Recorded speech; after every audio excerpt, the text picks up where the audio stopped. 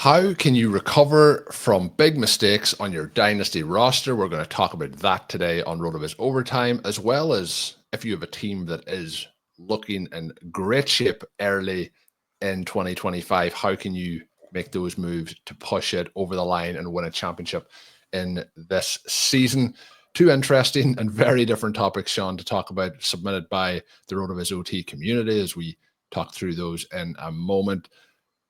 I enjoy when the questions obviously come in from the listeners and give us a variety of topics, because these are probably particularly the one from recovering from mistakes that we don't think about. Oh, what will we talk about this week? We'll talk about if people have made mistakes, how do they recover from them? So I'm looking forward to these suggested topics as they come in. Again, a time of the year where optimism can reign high. Your pre-NFL draft, whether you have your rookie picks and how you can turn the time around. There's always optimism here, Shawn. All the teams in the NFL can be optimistic about winning the Super Bowl. Everyone's 0-0. There's a chance all around. The same standings for people's dynasty rosters, if they make moves at this time of the offseason, can change the outlook of their 2025 campaign. Ready to dive into it? Yeah, let's go. I'm thinking about some of the biggest mistakes that I've made and whether or not those teams recovered and what that path was. So set us up with the context here. What's happened? Yeah, we all make mistakes, so we're going to kick this one off with no judgments. This question coming in from Clinton, talking about the dynasty mistakes that he made in 2024. This one coming, Shawn, we love, and I don't know, technically, I don't know if we say it's international, but coming in from Canada, this question in particular, I like to see even has a Canadian flag in the email here, which is pretty cool. He also shouts out, we have very good feelings for Canadians. They're right there on the border. I think Americans love Canadians. Canadians love Americans. I don't know if you've been following. We won't even say the different names or the news. Have you been following that this is? But it seems like there are people out there in the world that are hell bent on creating conflict. A Canada-U.S. rivalry. And not just in hockey. But when Lucky did shout out, Shawn, we didn't get to mention this on the show. Ireland this year saddled up with an NFL game in Dublin. The Steelers, who we talked about in the show earlier this week, we don't know who their quarterback's going to be yet, but they are the home team. But the rumors are that the designated away team are going to be none other than the Green Bay Packers. So I'm pretty pumped about that situation. I never thought that Ireland would ever have a chance to actually host a regular season NFL game. So pretty crazy. And the developments over the last couple of years. There's been the college games in recent times, and that's led to that. So he also mentioned that in the email. So I added that note in. He mentions that he's gone into his fourth year playing Dynasty. He's added one each off the season. So he's now up to 3 squads.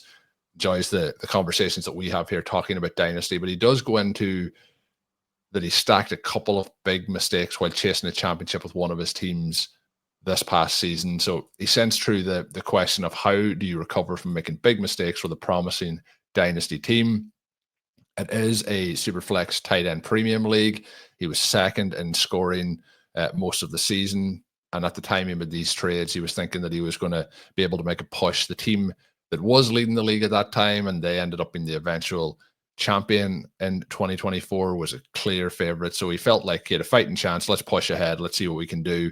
And we'll talk a little bit about maybe is that the right strategy or not when we get to the next question as well, because they're in a situation where they feel like they have a chance, but maybe pushing too hard can close that championship window as well. We're going to try and reopen it here for Clinton. He does highlight that he knows that in hindsight, how bad these are. At the time, he didn't think that they were overly problematic based on how the season was going for the players involved.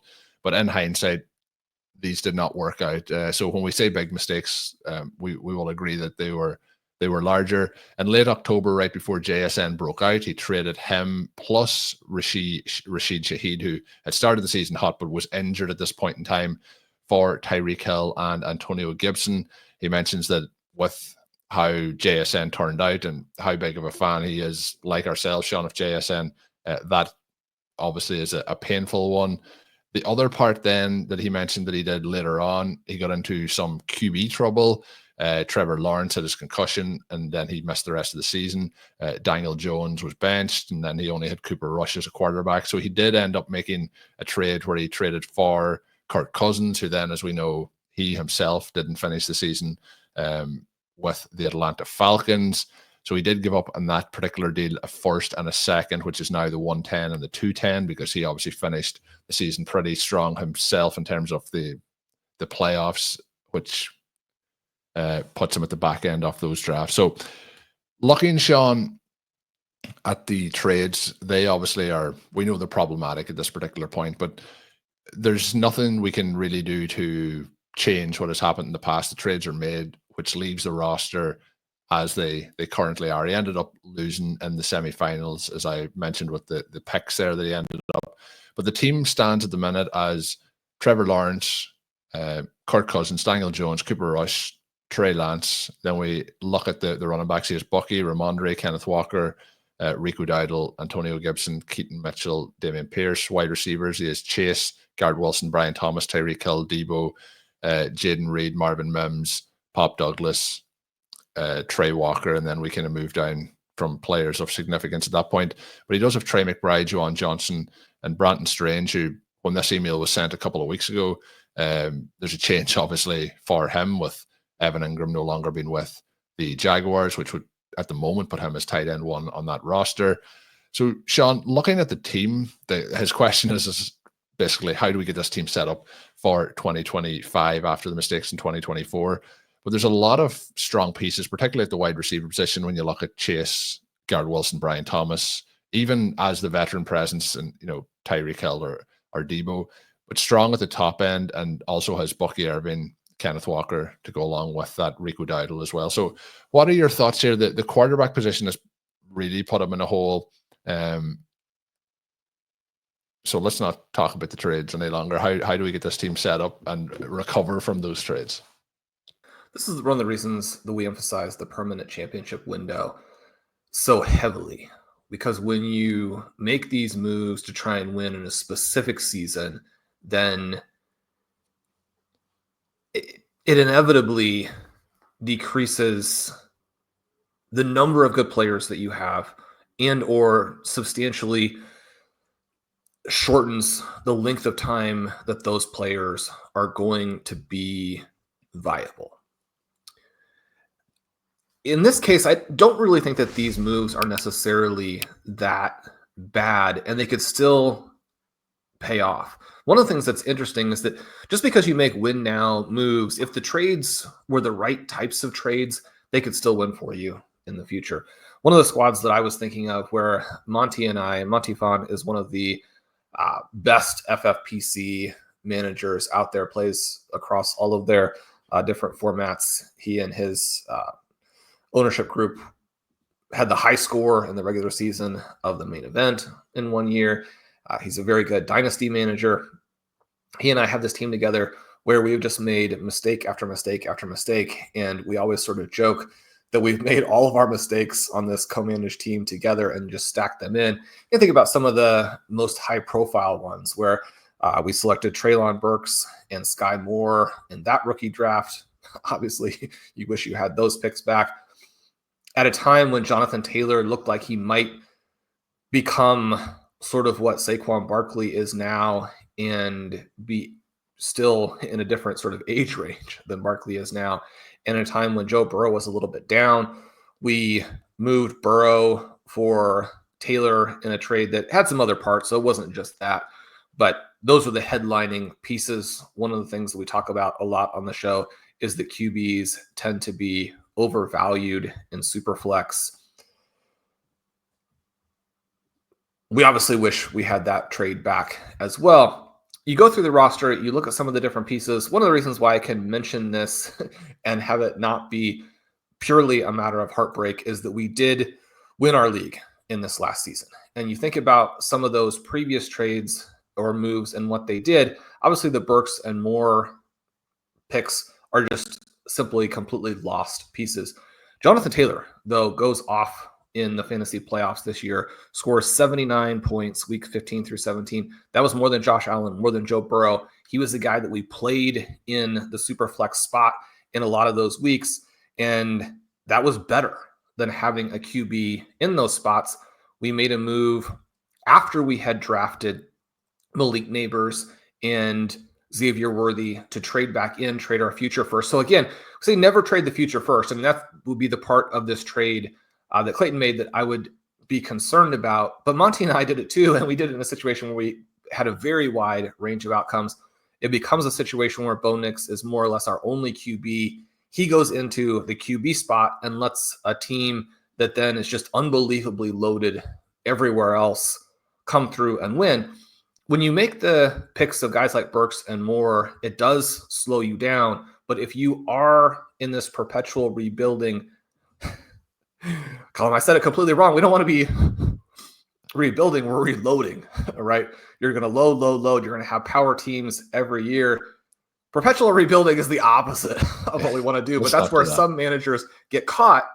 If you get too old and then you have to start over, that rebuilding process can actually be stretched out to the point where years down the line, you're like, am I still in this league? Does this league still exist? That's where you never want to be, right? But we look at this team and every single spot, absolutely loaded.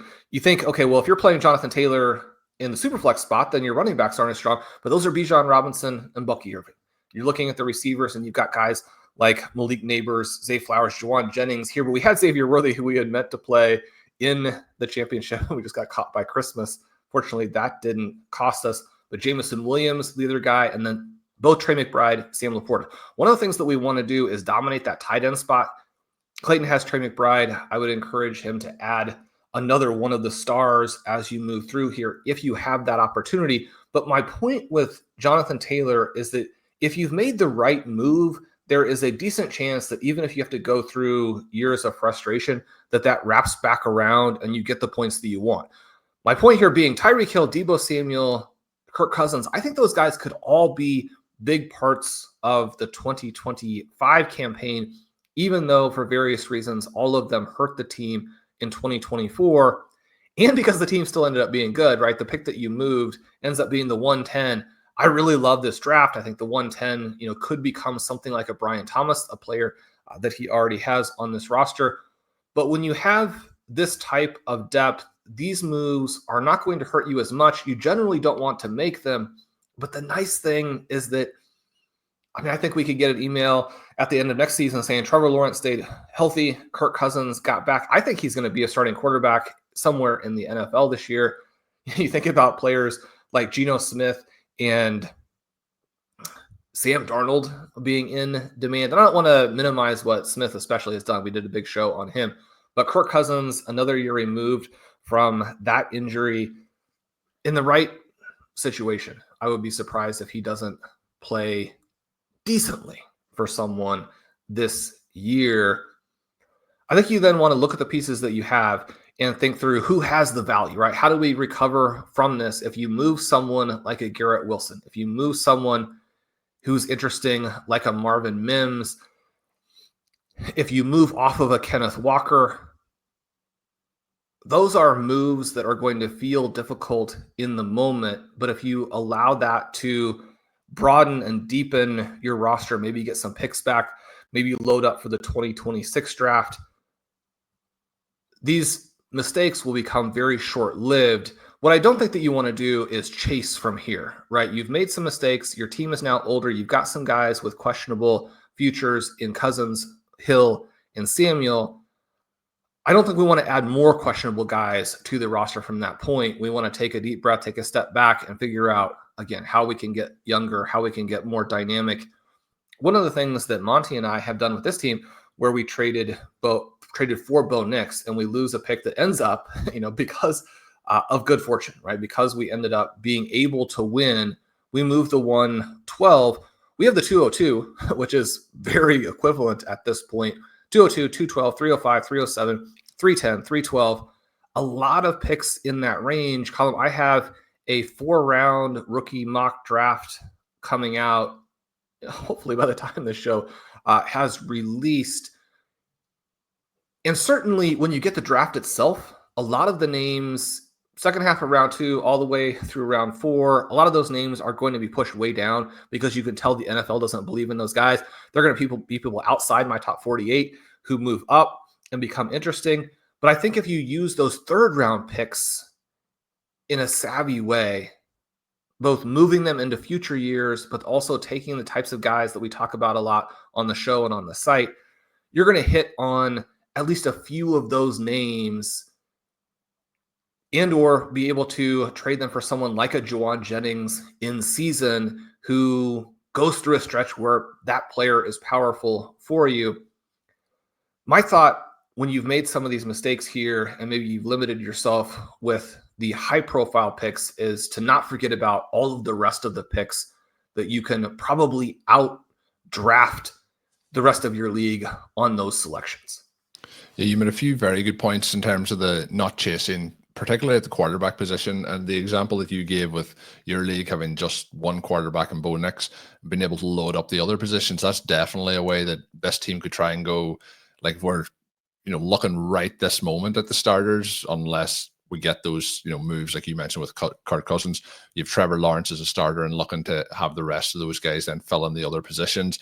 The interesting part, we got Debo moving obviously to the Commanders. Maybe somebody, was willing in your league to buy into this is going to be a great new opportunity with him, with the quarterback and Jaden Daniels and how he can be used there. Maybe you can move on from that. I think we're going to hear something from Tyreek Hill over the course of the next couple of months, whether it's renegotiating with the Dolphins or maybe still ending up somewhere different via trade. You might get a little bit of a peak in value at that particular point to maybe move on from those more veteran guys. As Shawn mentioned, the team aging up a little bit, but plenty of youth to mix in through. But when you look at teams, and I think a lot of just in general dynasty strategy, if it's a super flex league and you have one starter or maybe you have no starters and you're like, I have to get that position filled, you often end up chasing, something that doesn't return the value that you're hoping over the long term. And the other thing with the picks is, it is tough to not have your first and second. We don't know what other picks that are there in, the case here of Clayton. But I think through the draft, there will be some opportunities to either change where those picks are or improve the roster as well. So interesting question from Clay coming in there. I'm sure he's relieved, Shawn, to hear that maybe you'd rather JSN on this roster, but maybe it can all work out in the long run here for this team, but there's plenty of time this offseason to make those moves. Next team up, Shawn, this question coming in from Ian. Ian's pretty confident, I think, with this set of rosters. He mentions that he took down the championship in 2 of his 3 super flex leagues last year. One is set for years to come, he said. The other one is fairly strong. So we're going to talk through these teams, Shawn, and maybe we'll just mention the 2 teams as they set so the listeners have an idea. That maybe talk just in general then about how strategically this team could keep that championship window open, but also try and make a push ahead if there's certain directions. Maybe it's moving a veteran and keeping the team young. So at QB, Shawn, in these super flex leagues, he is set up with Lamar, Burrow, May, and Kyler. It's Bijan, Gibbs, Breece Hall, Bucky Irving, Jonathan Taylor, and David Montgomery. Neighbors, Amon-Ra St. Brown, Puka, Gareth Wilson, and Marvin Harrison Jr. This team is loaded, Shawn, even as I read it out. It's insane. Bowers, McBride, and Laporta at tight end. He has the 108, the 203, the 306. The other team is Mahomes, May, Young, with Gibbs, Bucky, Neighbors, Brian Thomas, Garrett Wilson, Waddle, Worthy, Downs, Bowers, the 101, the 201, the 202, the 204. We may talk, Shawn, potentially. Obviously, we're talking about this with the Worthy situation over the last couple of days. We'll see, kind of, rather than speculate on it, we'll see what happens over the course of the weeks and months ahead. We can talk on a different show if he's a player that or you can mention it if you feel like now, if we're targeting or not targeting or holding off. But in general, those 2 teams are stacked. One is extremely stacked. I would guess to say that most people listening to the show, their rosters aren't loaded to that extent. So let's focus on the team with Mahomes on it and see what we could do. What are some of the pieces that you think that you would do to move this team forward? He did mention that he got offered Jaden Daniels and Bijan for Mahomes, Worthy, the 101 and the 201. I would imagine now with the speculation and the situations with Worthy that is no longer on the table. But what are we thinking with the team in terms of how it looks? And we don't know the full depth of it, but how you would kind of, any players you would move off the roster? Well, let's talk about this trade with the assumption that Worthy story is nothing, and that's not to minimize what's happened if something has happened. It sounds like currently that's not what the authorities or the direction that they're probably going with it. Take that out of the equation because this is such a fascinating offer. It's a huge offer. Colm, I love to see these massive offers. I wish that we would get more of these huge blockbuster-ish trades and trade offers flying around. If you want to get guys like Ashton, Jeanty, if you want to get Mahomes, if you want to get Worthy, these are the types of packages you have to offer back. A Jaden Daniels, a Bijan Robinson. When you're looking at Bijan and what he has done, what he was as a prospect, and now what he has done through several seasons, would you have him clearly above the 101 in value? Obviously, Jaden Daniels, I think, is the overall top pick in super flex startups. I don't see anybody as being particularly close there. So that's a huge value that you are then getting. One of the things that's interesting is looking at Mahomes and Worthy together. Do they offset Daniels? And then looking at the 101 and 201 together, do they offset Robinson? With Jeanty, we have a guy where Robinson is actually one of his very closest comps. In the article I just teased with the 4-round mock, I don't think it's a surprise to anybody that Jeanty is number one, and that the two guys that I could come up with who had the very strongest similarities looking across our entire range of dynasty-related tools, Bijan Robinson and Melvin Gordon were the two most similar players. Melvin Gordon had a fantastic NFL career, and yet you could argue that it was slightly underperformed maybe what he was as a prospect. If GT comes in and hits like a 45 percentile outcome, given what he has a prospect, how high that level is, that would still be a very good outcome for people in fantasy, even if you're disappointed that it wasn't an 80th percentile outcome. How excited are you with Bijan in Atlanta versus what you would be for a rookie running back who may be similar, maybe better, but we don't know the landing spot and we haven't seen them perform yet at the NFL level?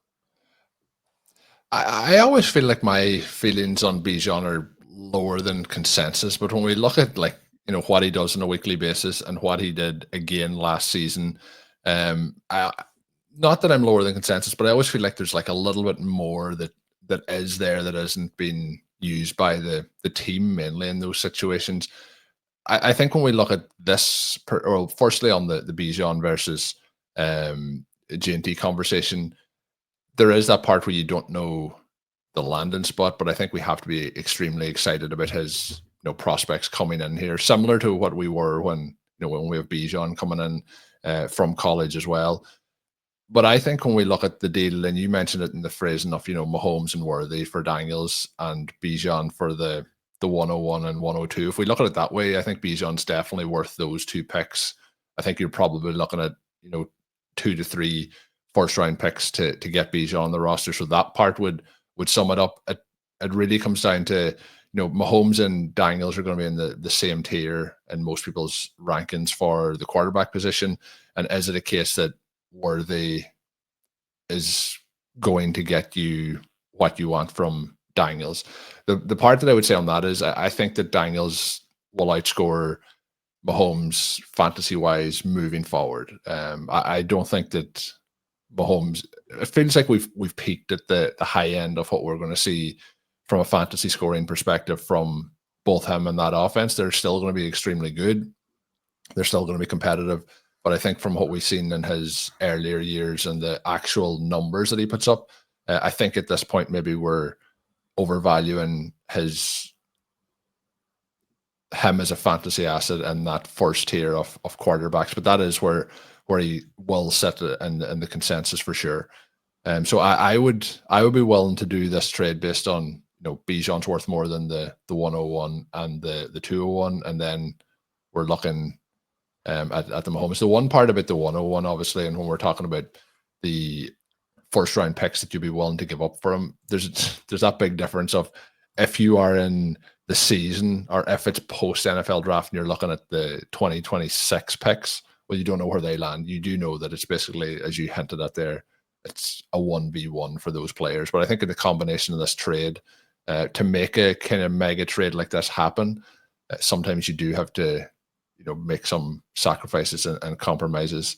And that would be one I would be willing to do here. Do you think with Jeanty coming in, do you think there's that much of an upgrade over what we have seen from Bijan so far that you would be willing to not do the trade? And it's hard also to do this trade in the world of, everything's going to be smoothed over and nothing, Worthy doesn't miss any time of any kind. I guess I'm optimistic that he's going to be fine. But again, ignoring that part of it, I mean, the Worthy element, I think, is the one that for me jumps out as being really tricky to get across on this trade, because Worthy has that top 10 wide receiver potential. At this point, I think that Jaden Daniels and Patrick Mahomes are just worlds and worlds and worlds apart in Superflex. Do you think the part of Mahomes maybe, and I assume you're saying worlds apart, and the fact that Daniels is a lot more valuable than Mahomes? A lot more valuable, a lot better floor, a lot better ceiling. And I guess I just hate the Chiefs re-signing Hollywood Brown to start the offseason. It just is such a low floor. I mean, it's such a low ceiling type of move when you just got humiliated in the Super Bowl and you already have a couple of good receivers. I mean, take a risk on some other guys. I mean, it's unfair to analyze Brown's performance when he's probably coming back early from injury, hasn't gotten a chance to work with the team, all of those types of things. But we knew even before the injury that he was probably a wide range of outcomes type of player with a very low floor. And then you have the injury, you don't get anything from him. I just don't see how you can get humiliated in the Super Bowl and come back with like, oh, we want these players that weren't able to do anything. I said about Mahomes maybe shouldn't be in the top tier. Maybe the case is that with the performance of Daniels this year, maybe, I don't know if you agree on putting Lamar Jackson there, but maybe the tier has kind of changed to the tier 1 should be a smaller tier of Daniels and maybe 1 to 2 other guys, with the likes of Patrick Mahomes falling back into a tier 2. I definitely think he's back, and I don't think it's relatively close. The other people that you're looking at in that sort of range are going to be Josh Allen, Lamar Jackson, Jalen Hurts. And the reason that Daniels is so much higher than those guys is that he is just a phenomenally better passer. Whether or not that's actually going to manifest at the NFL level in a way that really scores fantasy points, because it's so hard to score as a passer, and that's becoming increasingly the case. It's one of the reasons that Mahomes is so far down. The other reason is just that Mahomes and the Chiefs have not been able to pass the ball for years now, right? And this isn't something that's like it just came up in the Super Bowl. One of the reasons that people were complaining about the Chiefs, and as a fan, it was brutal to watch them every week, is that their offense was terrible. Right. And so at some point you have to stop ignoring that just because Mahomes has had some big games in the past. Is he still one of the best quarterbacks? Obviously. Is he still going to come up big in big games? Definitely. Is he still going to almost always beat the Ravens and the Bills? Very clearly. Are they going to go out and put 40 points on people like the Detroit Lions, like the Cincinnati Bengals, teams where maybe the QB can pass for enough points to score? And maybe those teams won't either. I mean, this is a great time to sell Joe Burrow, right? Because what they just did is not sustainable in the current NFL environment. Jaden Daniels, a much better passer than those other guys and younger. We have a lot of reasons to believe that the other rushing-oriented quarterbacks are going to age out of some of the rushing component in a time period that if you're giving them a super high valuation in Dynasty Superflex, it could become a little bit of a problem for you. That's less the case with Jaden Daniels, even though he does come into the NFL as a relatively old prospect. So you work through some of those things, and that gap is massive, but that gap gets closed very quickly if Xavier Worthy is a top 10 wide receiver. Some of what I'm saying is hard for both things to be true. And yet I think that Worthy and Rashee Rice are going to put up huge numbers next season. I wouldn't expect much at all from Travis Kelce. I wouldn't expect much at all from Hollywood Brown. Can Worthy and Rice by themselves put up enough points for Mahomes to also be valuable? I don't necessarily like to do a lot or put any emphasis on. I don't try to avoid it either, but I'm not trying to put QB and wide receiver together in Dynasty. You just want to get the best possible pieces that you can, right? So that part doesn't matter that much for me. That part I think is fascinating. The other part here with the 101 and the 201, I'm going to go on the other side of this from you and say I would prefer to have the 101 and the 201 than Bijan Robinson. Jeanty is interesting in that certainly there's a ton of risk that he won't live up to the hype, but you also think about, some of these teams where I had Bijan, where we either got a bad pick in the startup draft or we had the 101 and there was this consensus that, okay, Robinson is this generational prospect. You probably want to use the 101 on him over guys like Gibbs and JSN and then these quarterbacks. We were not nearly as close on the quarterbacks as a lot of people, A, again, because quarterbacks are overvalued, and then B, because that draft class specifically was overvalued at QB. It certainly is interesting in terms of that Robinson versus Gibbs conversation. Gibbs was the guy that we liked as the number 2. He was someone that Blair was writing up, every other week as the best value in every single format. His run this last season, pretty extraordinary. And then Bijan comes out and is merely fine. And you feel like, okay, well, it was Arthur Smith and he's going to be better. He's young. But did we really like that pick as the 101? Did we like that pick as the 112 in a dynasty startup? Those types of thoughts. The way that the Falcons have done things so far don't lead you to believe that he's going to have a 27 point per game season or that he's going to go on a long run of 24, 25 point per game seasons. If it really looked like that were the case, then I would want him. Since it doesn't, I think that Jeanty is probably pretty similar, even with all of the risks. But then the 201 for me is where it becomes interesting. You think about guys who were vaguely drafted in this range last year, players like a Brian Thomas, like a Xavier Worthy, like a Bo Nix, like a Ladd McConkey. You can miss on that pick. You could also move up a little bit from the pick, potentially. Names that might end up floating in that range a little bit. You think about a Caleb Johnson. He's a faller after the combine, but really his profile that had people excited is still in place.